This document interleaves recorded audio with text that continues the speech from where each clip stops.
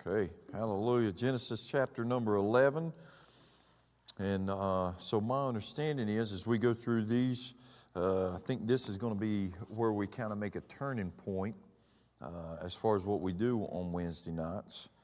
I think obviously next week we're not going to be meeting, and I think the week after that, as we get into those closer to Christmas time, we're going to pick up some Christmas themes, and then we'll just figure out where we're going to go after that. But seeing as how we're ending here on Genesis 11, and I'm sure that that's probably like somewhat of a confusing title, but as I was reading through this, there was some of this stuff that just jumped out to me of being rescued again, and we'll land on that. But before let's just do just a quick review of where we are so we can kind of get our minds right for understanding what's going on. So in Genesis 1, obviously there was the creation.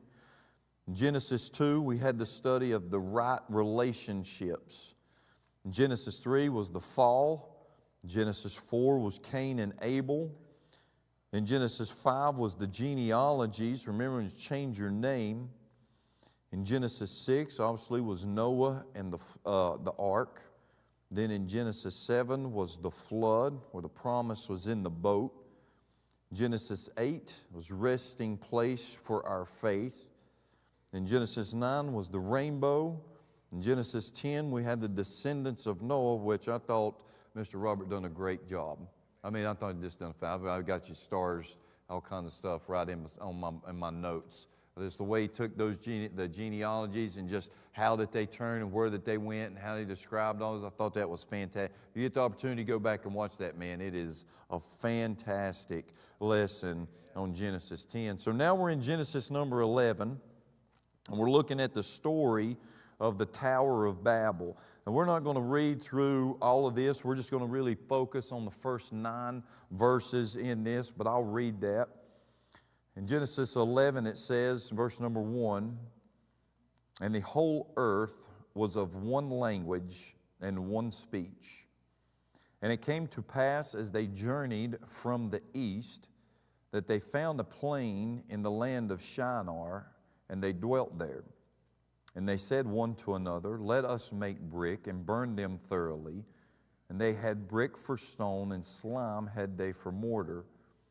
And they said, To go, let us build a tower, whose top may reach unto heaven. And let us make us a name, lest we be scattered abroad upon the face of the whole earth. And the Lord came down to see the city and the tower which the children of men builded. And the Lord said, Behold, the people is one, and they have all one language. And this they began to do, and now nothing will be restrained from them, which they have imagined to do.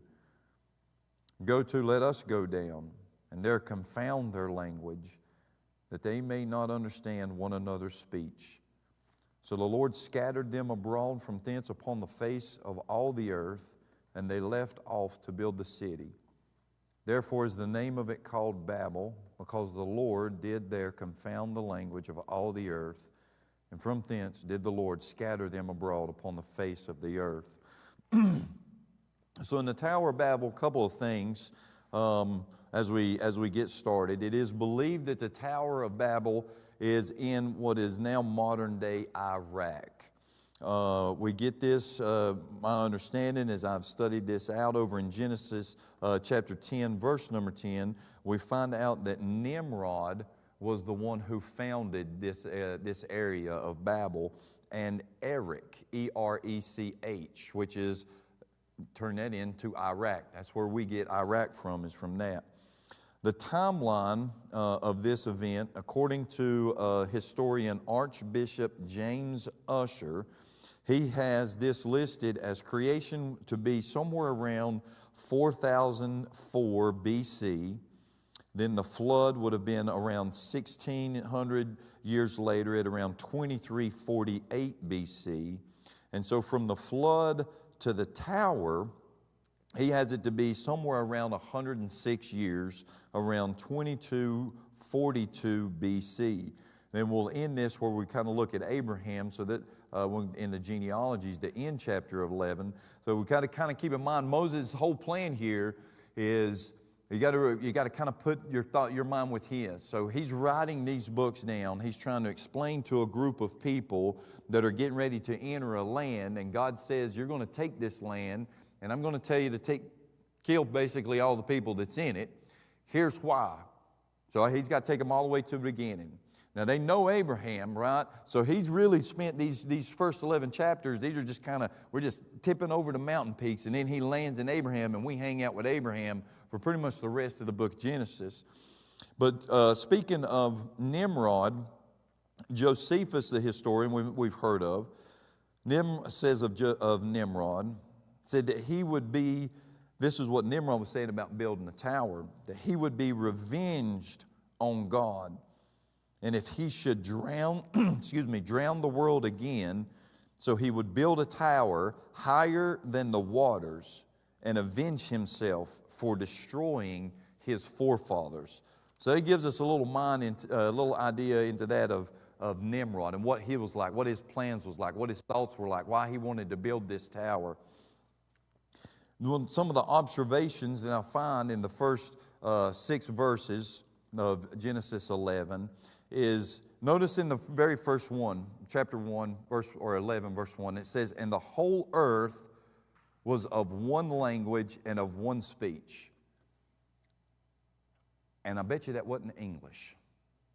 You ever thought about that? You ever thought about what language that may have been? I don't have a clue what it would be. I was talking to Brady about this, I think was it yesterday? Maybe we was talking about it. And I like to think maybe it was Hebrew. I don't know. I just like to think because that's whenever, Jesus come on, that was what they spoke like to think. But to think that it was not English, right?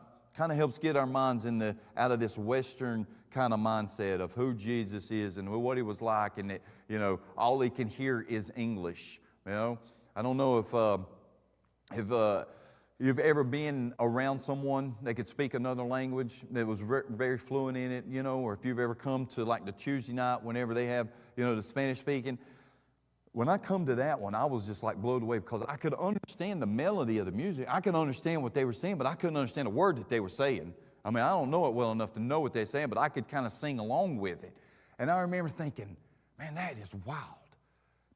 And I was like, I didn't think that I was kind of that way, that would just strike me like that, that I felt like that I was like almost so in a box that I thought God only understood English, right? But I'm hearing this, I'm like, man, maybe there was a little bit that was in there, and I remember going to, there's some people that I work with that are very good, very bilingual, right? And sometimes I ask this, like, man, I got a question.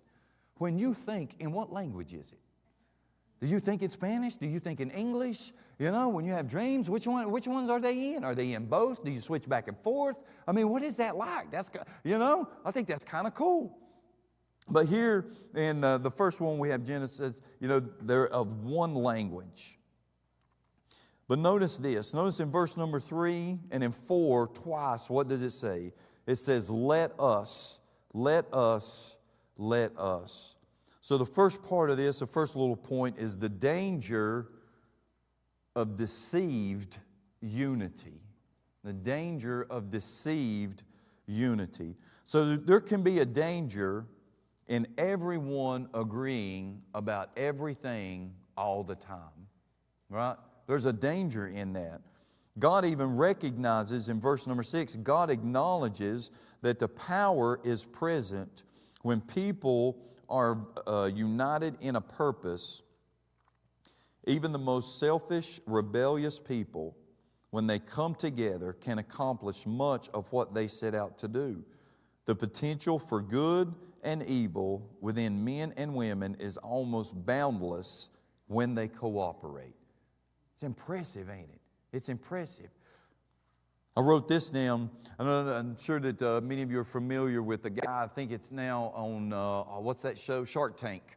And Mark Cuban is on that. He owns the Dallas Mavericks. And I'd heard a quote from him some time back that he keeps like 3 or 4 really close people around him. These are his confidants. These are him helping with business decisions. He said, and rarely do they agree about everything all the time. His point of view is, if you agree with me on everything all the time, then I don't need you. I need somebody that has a different perspective, that can offer different insights, that can help me find a way, right? And I need somebody to do that that's going to help me to remain humble in what that I'm doing, right? I remember I was listening to Adrian Rogers, because standing up takes courage, right? Because we all fight against that awkward feeling, you know, and standing up to somebody and just, you know, trying to point out, well, maybe we shouldn't do that, or maybe we shouldn't do this, you know, especially if it's someone that you look at as a role model, or someone that you look up to, right? And we kind of idolize. But we need that. I need that. Even where I work, you know, I'll have guys come in, we'll have a little meeting, and I'll say, guys, what are we doing? How does this look? How are we going to go? And I was like, here's the way I think this should go. What do you guys think? Is this how we should do it? Got any? Because I know that I don't have all the answers, right? But it takes courage, and it takes opportunity from me. It takes a humility from me and from you to be able to humble ourselves. So I need that even within my home. I need for my wife to have that courage to say, hey, Randall, hold on just a minute. Now we've got an understanding. I can't go to Lowe's without her. She can't go to Hobby Lobby without me. Right? So there's some things that there's some things that you learn and you're like, okay, you know, I can go to Lowe's by myself. I just can't take my wallet whenever I go to Lowe's by myself. Adrian Rogers mentioned this. He said that he and his wife was having a disagreement. And she told him, she said, Adrian, you speak all the time. You've come through seminary. You know how to debate. You know how to argue a point. You're well-versed. You're well-spoken. But you're wrong about this. And God's going to show you. I can't beat you in an argument, but you're wrong about this. And he went on to say about how that he was wrong, right? But we need that. I need somebody to stand up. I need for my wife to be strong enough whenever I'm caught up in something, or I'm really wanting to get something, right? You know, like, man, I'd really like to have that truck, or I'd really like to have, you know, this other dirt bike, or I'd really like to have, you know, I'm kind of getting into that mode now where I want, like, you know, that you know, supercar kind of thing, right? You know, I think I'm getting the gray hair, so apparently that's what it takes to have a Corvette. You know, it seems like that's the only one that's driving. So we're entering into that range now. But I need her to come along and be like, hold on a minute, right? At some point, somebody in our lives has got to be like, hold on, what does this say?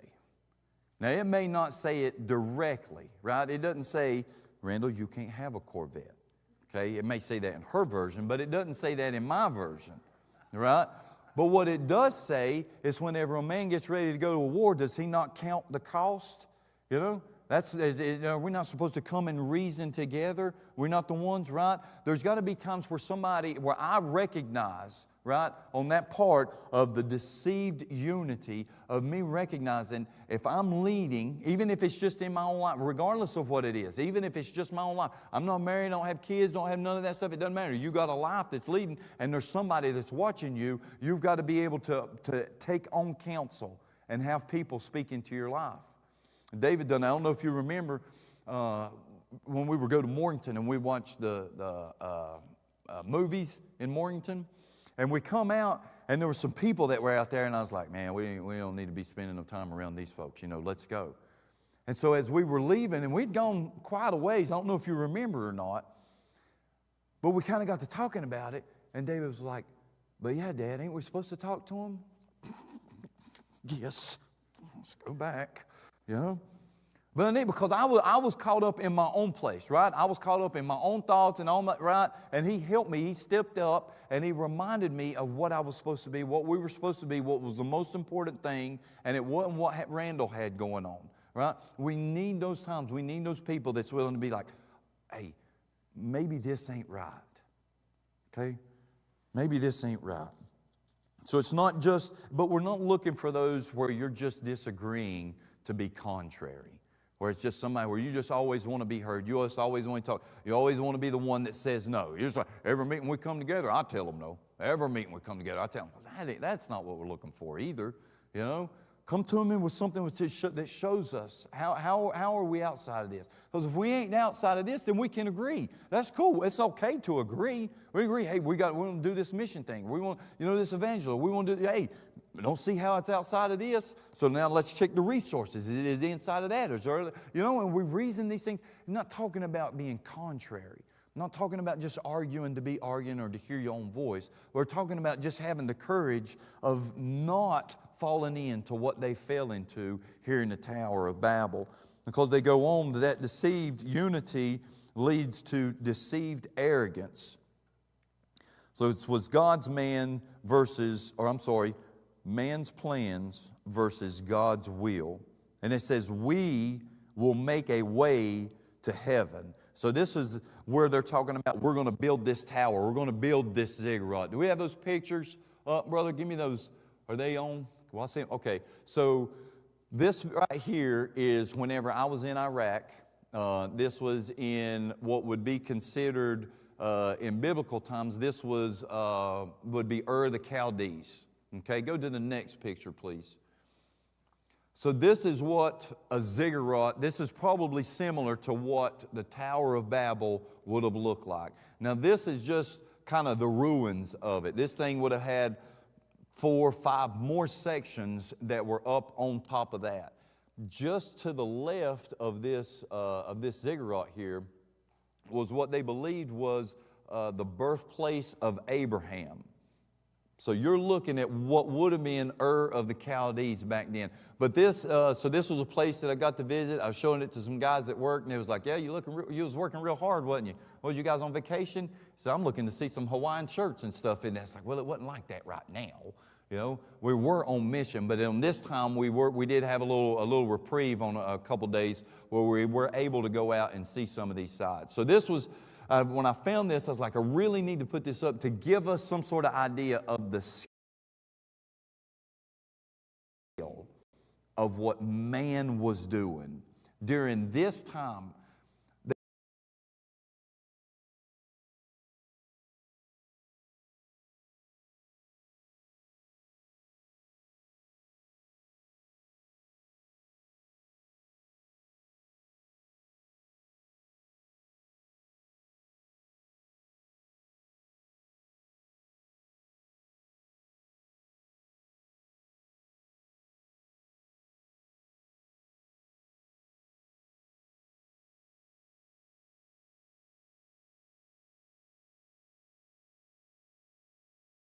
God His own way.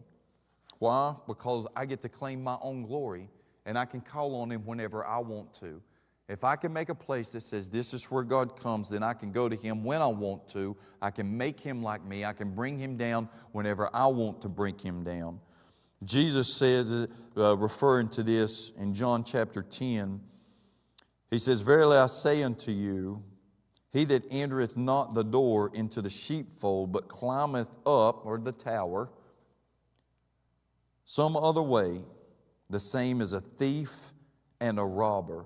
So they're trying to make a place of where they can summon God and they can go to God on their plane, on the way that they want, by their will, on their activities. The way I get to say, I have something to do with it. I get to claim my glory because of what I get to do when I can call you down. Look at what they did. Another thing that says that they want to let us make a great name. Let us make a proud name.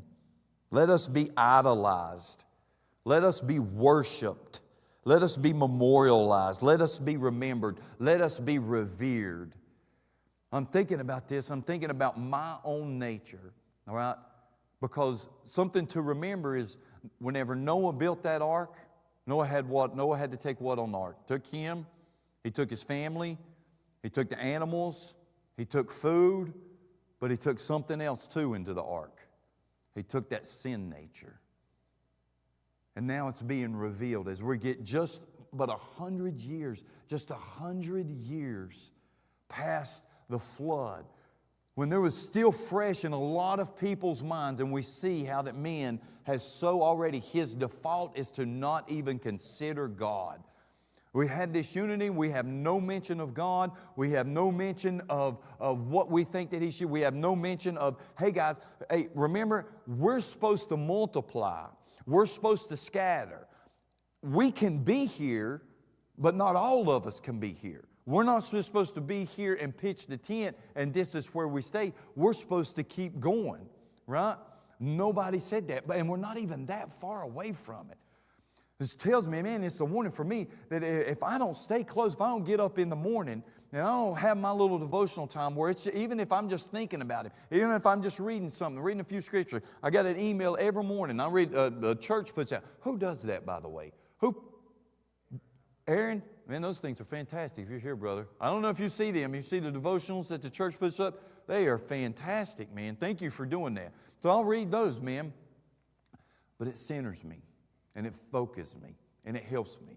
Because I don't know, not every morning whenever I wake up. Some mornings whenever I wake up and the world just starts smacking you around. You know what I'm saying? I mean, maybe you didn't sleep well. Maybe you got something that's going on the next day. Maybe the night didn't go well and you wake up and your first, it's kind of like whenever you're asleep, those things are gone away. But then you wake up and you're like, oh, God, remember, I got to do this. And you just start getting pounded by the world, right? And you go, man, I got to take a break. I got to step back. I got to take a break. I got to read something, right? And a lot of times, I can be honest with you, it's me fighting against me. We don't want to read that. Open Facebook, open TikTok, go to Instagram. You got to put thought into it if you do that. If you just go to these, man, you can just scroll until it's time to go to work. Well, you're right, I can, because I have. But I know that if I'm going to, any kind of the rest of my day is going to have any help with me, I got to do this right here. And I mean, I'm telling you, sometimes it's a fight against my own self to make that happen and to do that. But they said they wanted to make a proud name. They said, let us be idolized. As I was thinking about this, is I'm trying to put myself in with them, and I'm thinking, what is one of man's greatest fears? One of man's greatest fears is to not be remembered, right? Men build these huge monuments. They put their names on all of these other kind of things. They want to be legends. They want to be remembered. They want to know that they had an impact on this world that goes far beyond what just they know that their life is going to be. We all want to be remembered. We all want to be considered. We hate the thought of there's going to be a time and there's going to be a group of people that has no idea who Randall Norman is. And this shows up in them. We want to make a name for ourselves. We want to be remembered. Well, I was considering this and I was thinking about, I'd heard this story and I was thinking about that of Peter, right? Because what we find here is our default is that of sin, right? And there's things that God puts in us that is not necessarily bad, but we take them and we twist them and we turn them to our way. To be remembered is not necessarily a bad thing. But look at it from this, check this out. So let's get with Peter and let's go to the crucifixion, right? Now think about, we've heard a number of times where it goes to the damsel and it's like, hey man, I heard you, I know who you are. You was with that dude Jesus. No, wasn't me, right? And he denies him. He gets to the end and says, your accent, your language betrays you. We know you were with him. Right? And we've heard that preached probably a number of times, does your speech betray you? Right? But now let's back up just a little bit and let's look at this from a different angle as far as being remembered. Right? Because I think we'll find something in this of where God wants us to be remembered too, but it's for something else. So think about it with Peter. Peter's been walking with Jesus. Peter's been part of the three that was just really close to him. Jesus has looked him in the eye and says, Petra, I'm going to build a church. He's took him to the Mount of Transfiguration. He's seen the miracles. He's seen all those things, right? Now, we're in the garden, and here comes the Roman soldiers, and they bind him up. And they take Jesus. And and Peter is watching this man he's seen miracles being treated like a mortal. Being treated like a human. And he seems to have no power against them. Right? And then Peter is seeing them take him. And Peter is seeing them spit on him. Peter is seeing him probably press that crown of thorns down upon his head. And Peter's just like, what is happening? Is this the same? Is this? And then the worst thing that could possibly happen happened. That in my opinion, that just to me, as I was thinking about it, just struck Peter. Is whenever they beat him and he bled. He's never seen him bleed before. But Peter's saying, I'm mortal, and this is what happens when I get cut. I bleed. This is the Messiah. He's not supposed to bleed. Was I wrong? What did I miss? How am I supposed to put all these things together? So he steps away from that and he goes back and he tries to get into the world. And they say, hey, I know you was with him. Wasn't me. Hey, I know you was with him. It wasn't me. Hey, I know you was with him. I'm telling you, it wasn't me. They said, but there's something about your accent. I know you was with him. See, Peter was remembered, right? Peter was recognized by this world even when he tried to get away from God. We want to be remembered for the things that we have done. God wants us to be remembered also, but I believe it's more for the things that He's done through us. Peter tried so hard to get away from God that this world would not allow him to forget who his God was. Imagine that. Think about it from that side. When you try so hard, whenever you've walked with God, when you've done some things, and the honeymoon with Jesus is kind of over and you've been walking for a while and you've been praying and stuff and this didn't happen and all of a sudden that wife walks out, that husband walks out, that child turns crazy. You're like, Lord, you said train them up in the way that they should go and they didn't go the way that they should go and now you don't know where they go and you just want to step back away and I'm done with it. I'm sick of it. I'm not doing it anymore. I've tried it and it ain't working. And I was in it for 10 or 15 years, right? Then you meet somebody at the grocery store, and they're like, hey, didn't you used to go to that church over there? And you get a little prick. And you're like, yeah, I used to, but that, And then you see somebody else say, hey, didn't you used to sing in the choir down there at that church? Yeah, I did, but those days, those days are gone. And say, hey, didn't you used to teach Sunday school whenever you was over at that church? Yeah, I did, but those, and you just keep getting those little, and it's almost like you have those times of where whenever he denied him for the last time and he looked up and he seen his eyeballs. And he looked right straight at Christ. It's like, yeah. God wants us to be remembered, but for what He's done through us. From this testimony that we have, that only I have. Only I have my testimony. It's not one like Paul. It's not one like Peter. It's not one like a lot of other men, but it's mine. I was in a church, and I was 13 years old, and a little service started breaking out about all these people standing up, and they were just thrilled to death about how God had saved them. Right? And it started over here, and I was like, that's cool, that's cool. And I just be honest with you, when I first started going, my grandparents took us to vacation Bible school, and we just went to play. No, it was fun, right? Then we started going to the Sunday's service, and to the, it was really just the Sunday service. I was 13, good-looking little girl there.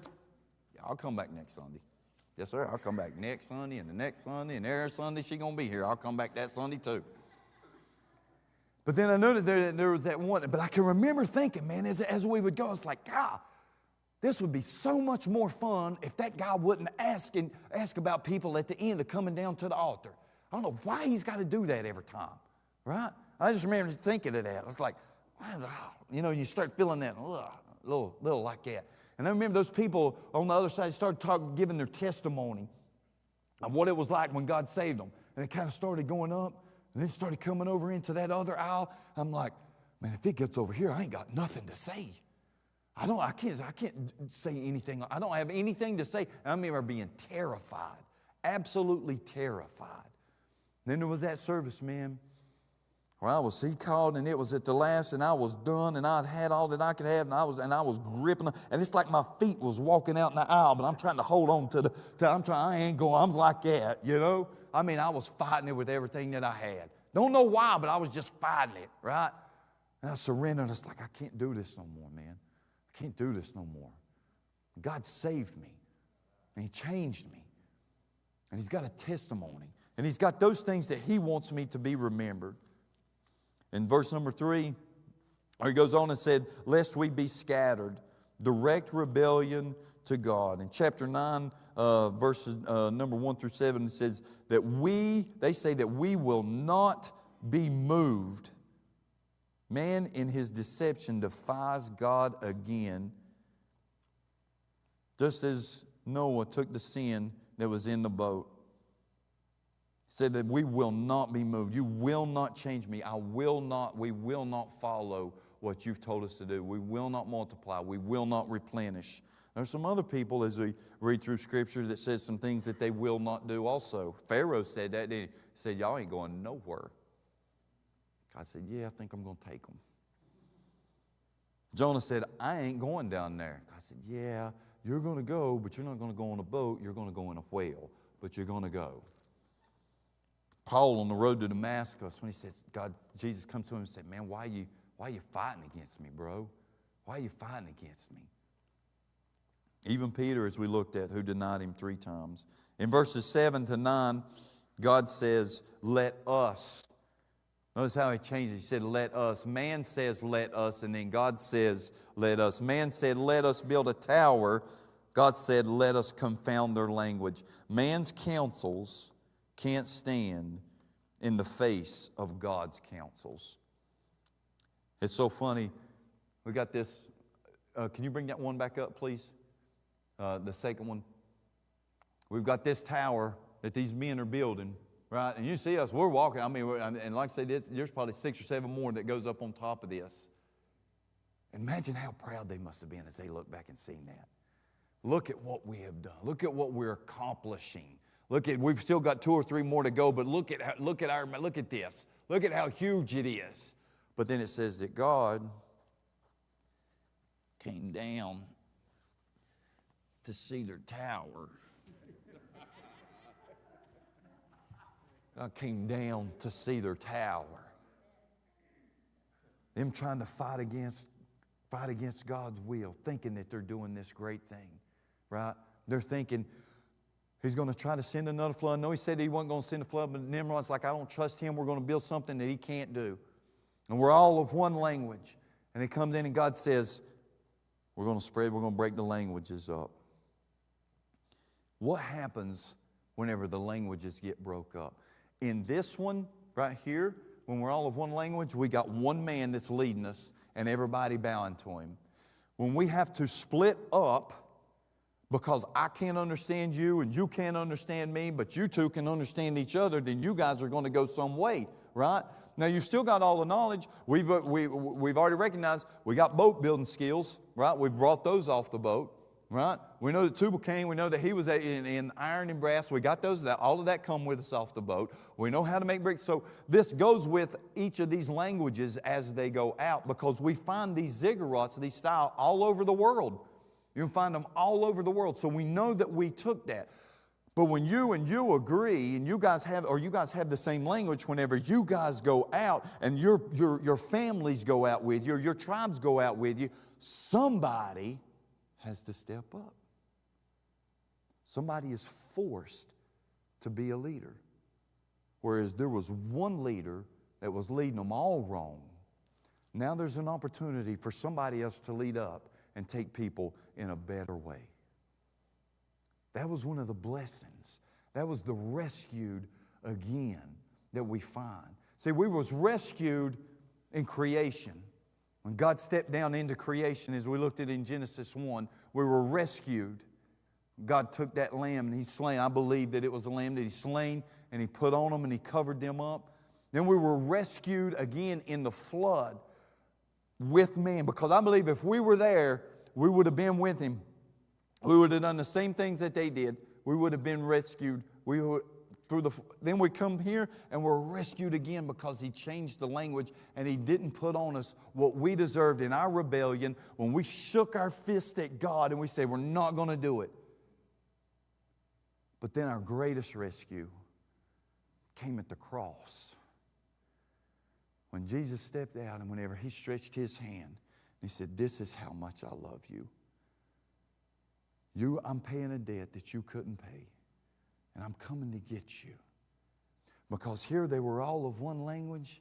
But see, now you remember that we talked about with Peter? What Peter went through? What did Peter get to do later on in Acts? Peter got to talk to nations that all came together and they heard them in their language. He took the one language and divided it into many, and then after a cross he took all of the many and they all heard from one. And we was rescued again. The church was born. Go ahead and throw that one up. I got this picture at home. Now it's a little tough, the picture that I sent. I don't know if anybody has ever seen this. Just on the back side of the lamb, there's a picture that you can see that's fuzzy, and it shows that there's a man that's running after that lamb. I know it's hard to see in this one, and it's mainly my fault because of what I sent them. But in the backdrop, just over the top, it shows a figure that's running after this lamb. And I got this in my home, and I've got this in my office because as I look at this, every time I see, that's me right there. That's me being deceived. That's me being naive. That's me wandering around, leaving the fold. That's me caught off by myself. That's me discolored by the world. That's me muddy. That's me nasty. What I don't see is the one that's behind me, that's coming to rescue me again, that's coming to pick me up again, that's coming to say, you're still mine, and I still love you, and I will rescue you every day. That's how much I love you. I've rescued you for eternity. I've rescued your soul to be with me for eternity. Trust me with this day. Let me rescue you again. If you've never been rescued, if you've never experienced that, I pray that this message tonight would just at least be a seed or would water that, of how that in everything, even in the Tower of Babel, we can find what Christ has done and rescued us again. Pastor? Boy, did you enjoy that word tonight? Thank you so much, Christian, for that picture up. Showed it to me. If you have never seen that picture, I hadn't seen that before. He just showed me what that thing looked like with that man running after, because that's exactly where we find ourselves. Thank you so much for that word tonight. Let me end and give you, I forgot to announce that, Vernon went on to be with the Lord, and a precious man. You remember him and Naomi coming here, and Naomi every week she'd come in here, and she'd say, did you know that my daddy was a pastor? And she'd tell me a story. And the next week, here she come. And then she'd tell me the same thing. And so be in prayer for Naomi. She's still fighting that good fight. And so the funeral is Friday at Heritage Funeral Home in Valdez. Receiving's at 2 o'clock, from 2 to 3. And then the funeral will be at 3 o'clock. So be in prayer for the Dargy family. All right. Father, thank you for your word tonight. What a wonderful message that we have. So thank you for Genesis chapter 11 tonight, how it spoke to our hearts. Thank you, God, that we see truth and what we can become apart from you and your wisdom and your guidance in our lives. We become something of trying to build something apart from you, which always collapses and falls apart. But thank you for your rescue mission, that even when things become confusion in our life, that's really mercy behind the scenes sparing. So we thank you for that. Thank you for Jesus and Calvary. And we ask this in his name. Amen.